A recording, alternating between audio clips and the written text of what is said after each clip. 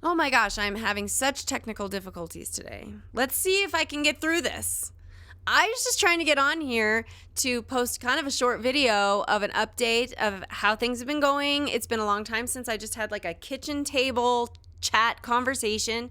We were busy with the Eclipse trip, and then we got home and we did some space, and it's just been a lot. So I thought I would just sit down, but oh my gosh, I'm having one issue after another with my video.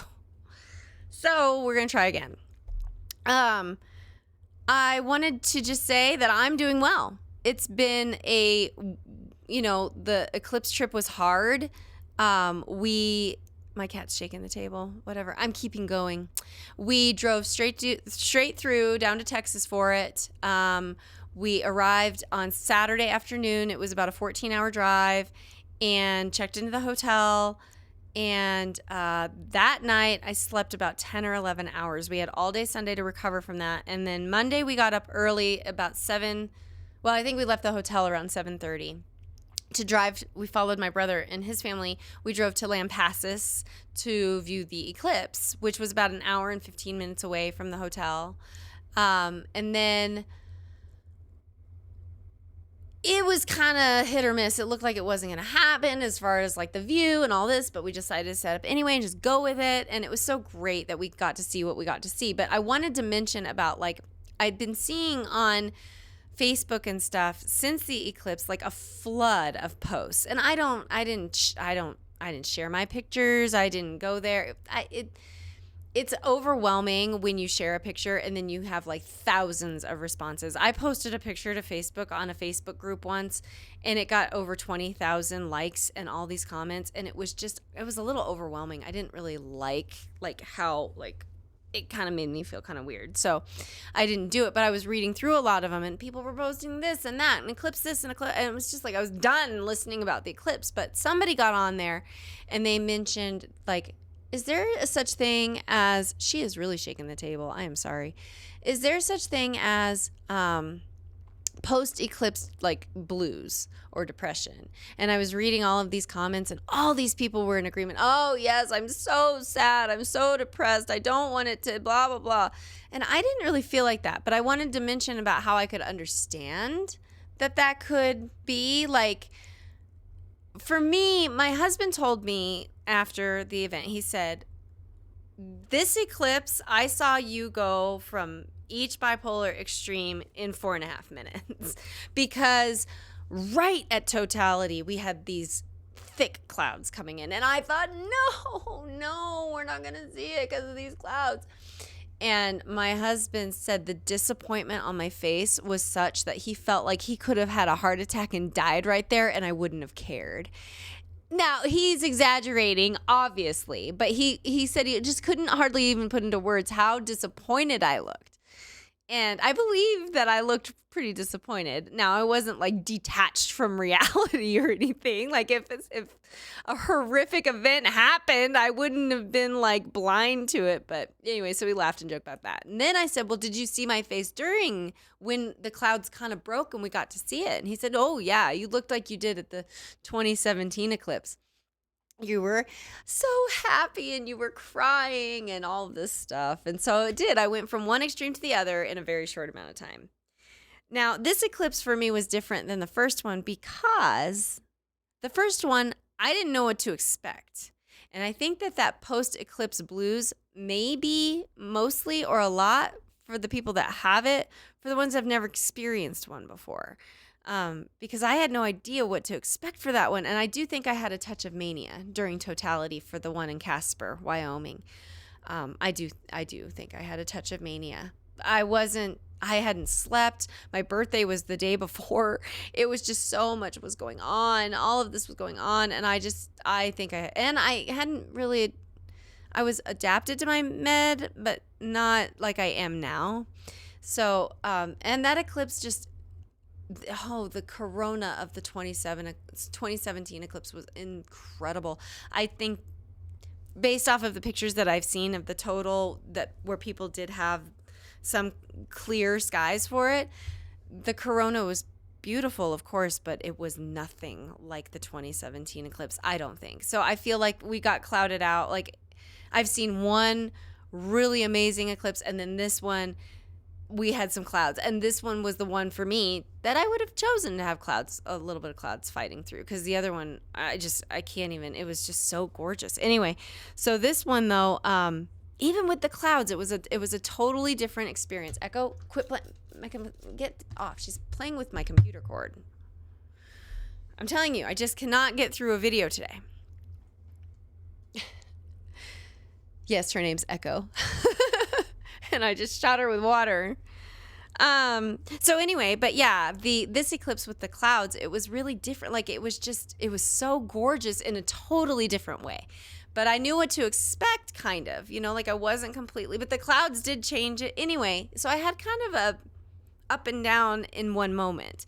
And then after the eclipse, my mind, the first thing it goes to is, okay, where's the next one? How are we going to see this one? How are we going to see that one?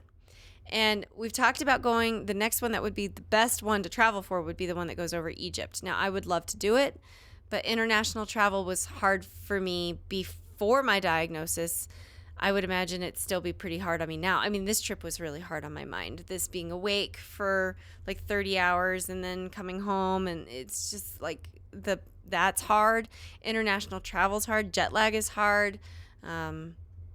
I remember coming back from overseas once, and the sun was literally up because of my travel. It was up for like 26 or 27 hours. It was insane. I was so ready for the sun to go down, and then I was all messed up. And anyway, so I don't know. International travel would be cool, but it would also be really tough. And my husband, he gets so motion sickness.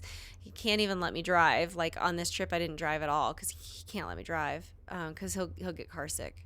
And I've flown on a plane with him before, and I feel like I get the feeling that he's like hanging on by a thread, like on an airplane a little bit. So I don't know between the two of us if international travel is the way to go. Now, there is an eclipse coming straight over our house in 2045. So 21 years away. And I put a countdown in my phone for it, but my app didn't put it in years, months, and date. Like it didn't do that. Like it did only days. So the last time I looked at it, it was like something like 7,796 days until until the 2045 eclipse. But I don't know. Ever since 2017, my perspective is I'm going to see one. I'm going to go see, that one I'm going to go see the next one. And then this one, it's like, well, I'm going to see another. Like, I'm not sad. I'm going to experience another. I'm going to have a third one in my life. Like, that's my plan. And that's just where I go with it. But, we've got other stuff that we come home to. And now we can shoot some amazing galaxies and some beautiful areas of the sky. And there's just other excitement in my life. So I've been doing really well. I've been very well balanced, other than just being so tired. About 4 days after we got back from Texas, I was just so tired. And now with my best friend coming, she flies in on Saturday. She's going to stay with us for a few days, and I've hardly seen her since she moved away. She moved 1,000 miles away last July, and I've hardly seen her. So I'm getting ready for her to come and get to have some time with her. I'm so looking forward to spending it with her. She's my sister from another mister. So I'm very excited that she's going to come and be here for a few. And then I've got another trip coming up that I'm trying to plan. So I just don't know how much I'll be on here. So I just wanted to get on and do kind of an update video of how everything's been going since we got back from the eclipse. I know that I've been posting some space stuff, which has been really, really fun. I'm so excited that we got to do some of that, especially since my husband was still on vacation. So it was a perfect time to actually get to work on shoot some sky and get some space in. Love it. So anyway, that's kind of where we're at right now. And hopefully the next new moon will have some clear skies. It should be around the 8th of May. So hopefully we'll have some clear skies for that and can get some more space up there. Oh, and if you have any tips or tricks on how to upload pictures to YouTube where the compression doesn't hurt them so badly, I would appreciate that, whether it's in a video or just a post, because these pictures, I had to crop them already all the way in, and then the compression that both well, Facebook isn't as bad, but YouTube's pretty bad. I think the maximum like for a post is like 16 megs. And these pictures, to get them on Facebook, I have to shrink them down to about 40 megs. And then before that, some of these pictures are up there. They're in the hundreds easy. So I just would like to, if you have any advice on how to like upload them, whether it's in a post or in a video or a specific software or app that you use, because like the picture of the Leo triplet in the short video I posted last night, it's not as pretty. It's not nearly as pretty as it is just on my computer. I mean, it looks good, but it's not as clear and as sharp. So any tips or advice would be appreciated on that. So thank you so much for like hanging in there and hanging out with me all along the Eclipse journey and being home. And if you're struggling, I want you to know that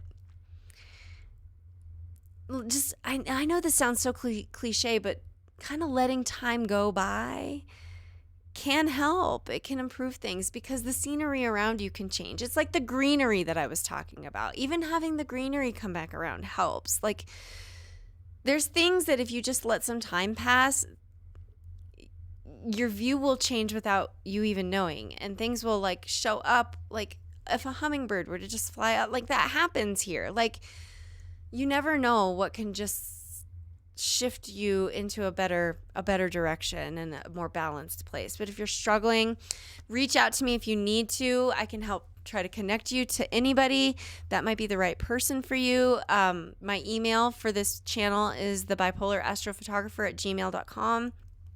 If you need another person to help support you in your journey with mental health, I'm one of those people. So please reach out to me if you need help. I want you to find your balance and find your path and find your ease a little bit, because we all deserve to know peace. All right, I'm going to take off. Thank you so much for watching. Thank you so much for watching to the very end. And I look forward to hopefully doing some space here in a few weeks, but I'll try to be, in and out in the meantime a little bit as well. All right, take care. Bye.